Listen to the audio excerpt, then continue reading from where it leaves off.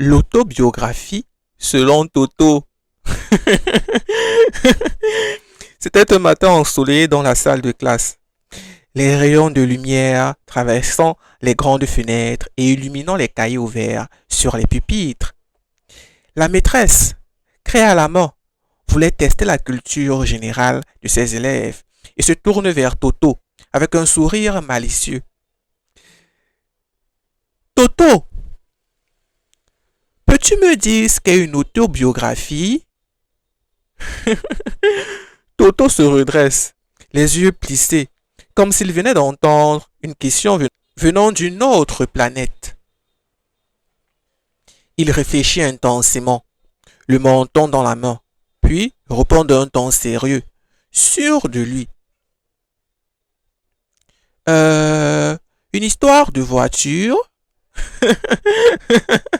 Un silence lourd envahit la classe. Puis, les élèves éclatent de rire. Certains se tiennent le ventre. D'autres imitent des moteurs qui vrombissent, faisant un petit concert de voitures imaginaires. La maîtresse secoue la tête, mi-amusée, mi-désespérée, et dit en souriant. Toto, on va dire que tu as inventé un nouveau genre littéraire. Et Toto, lui, se rassoit, convaincu d'avoir donné la définition la plus logique du monde. Parce que, après tout, il connaît plein de histoires de voitures.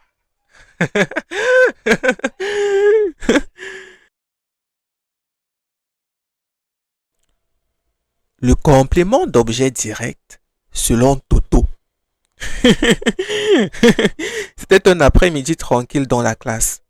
Les rayons du soleil filtraient à travers les grandes fenêtres et faisaient scintiller les cahiers ouverts sur les pupitres. La maîtresse, craie en main, décide de tester la grammaire de ses élèves. Un sourire malicieux au coin des lèvres. Toto, dans la phrase « J'ai mangé un bonbon », où se trouve le complément d'objet direct. Toto se redresse sur son bureau, tapote sa joue avec son crayon et réfléchit avec intensité. Puis, tout fier, il lève les yeux et répond d'une voix très sérieuse. Dans votre ventre, maîtresse. Un silence de quelques secondes envahit la classe, le temps que tout le monde réalise ce que Toto vient de dire. Puis, la classe éclate de rire, certains roulant presque par terre, d'autres mimant une bouche pleine en imitant le geste du bonbon englouti. La maîtresse, mi-amusée, mi-désespérée, secoue la tête en souriant, incapable de rester sérieuse devant l'absurde logique infantile de Toto. Et Toto, lui, se rassoit tranquillement, convaincu d'avoir donné la réponse la plus littérale et la plus gourmande qui soit.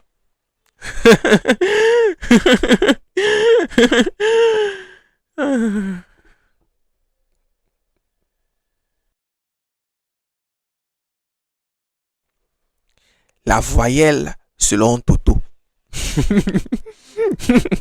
C'était un matin lumineux dans la salle de classe, avec les cahiers ouverts et les crayons soigneusement alignés sur les bureaux.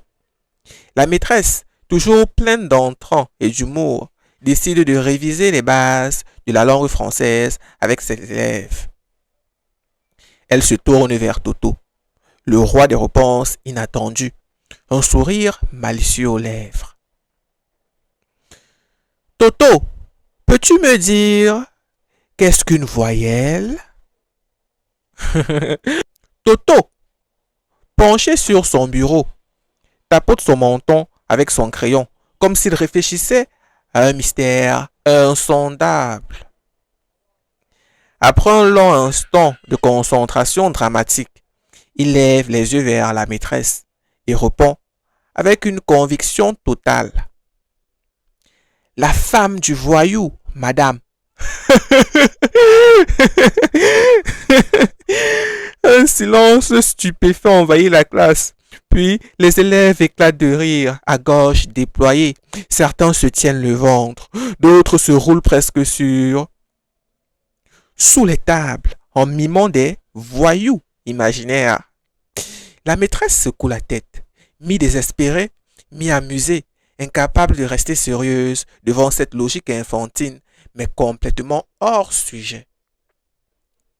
Et Toto, lui, se rassoit tranquillement, persuadé d'avoir donné la définition la plus précise et la plus poétique du monde, même si personne n'avait jamais entendu parler de cette voyelle.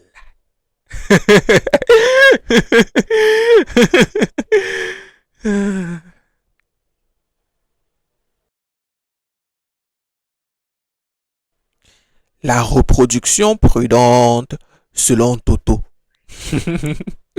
C'était un après-midi tranquille dans la salle de sciences naturelles, où l'odeur des livres et des crayons flottait dans l'air. Les élèves étaient assis, certains griffonnant dans leurs cahiers, d'autres jetant des coups d'œil curieux sur les affiches de la faune accrochées au mur. Le professeur, enthousiaste et passionné par la biologie, décide de poser une question sur les animaux les plus piquants de la classe, les hérissons. Toto, peux-tu me dire comment se reproduisent les hérissons? Toto se redresse, les yeux grands ouverts, le visage sérieux, comme s'il allait révéler le secret le mieux gardé de la nature. Après un instant de réflexion dramatique, il lève le doigt et répond d'un ton parfaitement assuré. En faisant très très attention, madame. Un silence étonné traverse la classe. Puis, tous les élèves éclatent de rire. Certains se tiennent le ventre. D'autres imitent des hérissons qui se roulent en boule avec précaution. Le professeur secoue la tête, mi-amusé, mi-désespéré, incapable de rester sérieux devant cette réponse à la fois innocente et pleine de bon sens, selon la logique infantile de Toto. Et Toto, lui, se rassoit tranquillement, convaincu d'avoir donné la seule réponse sensée à une question délicate et de montrer qu'il était déjà un vrai biologiste prudent.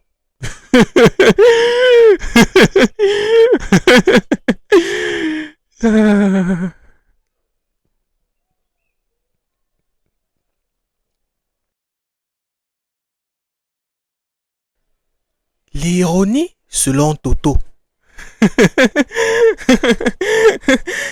C'était un matin pluvieux où la lumière grise filtrait à travers les grandes fenêtres de la classe. Les élèves étaient encore à moitié ensommeillés, les cartables traînant sous les bureaux et les crayons griffonnant distraitement sur les cahiers. La maîtresse, motivée à réveiller l'attention de la classe, décide de leur expliquer ce qu'est l'ironie. Après avoir donné plusieurs exemples amusants, elle se tourne vers Toto, ce petit malin au sourire impassible. Toto, saurais-tu me donner un exemple d'ironie? Toto, les yeux fixés sur elle, le menton légèrement relevé, répond d'une voix grave et solennelle. Je suis très heureux de venir à l'école tous les matins. Un silence se fait dans la classe. Puis les élèves éclatent de rire. Certains se tiennent le ventre. D'autres font semblant de se réveiller brutalement, mimant la douleur d'un réveil trop matinal. La maîtresse secoue la tête. Un sourire, mi-désespéré, mi-amusé, se dessinant sur son visage, incapable de rester sérieuse devant l'ironie involontaire de Toto.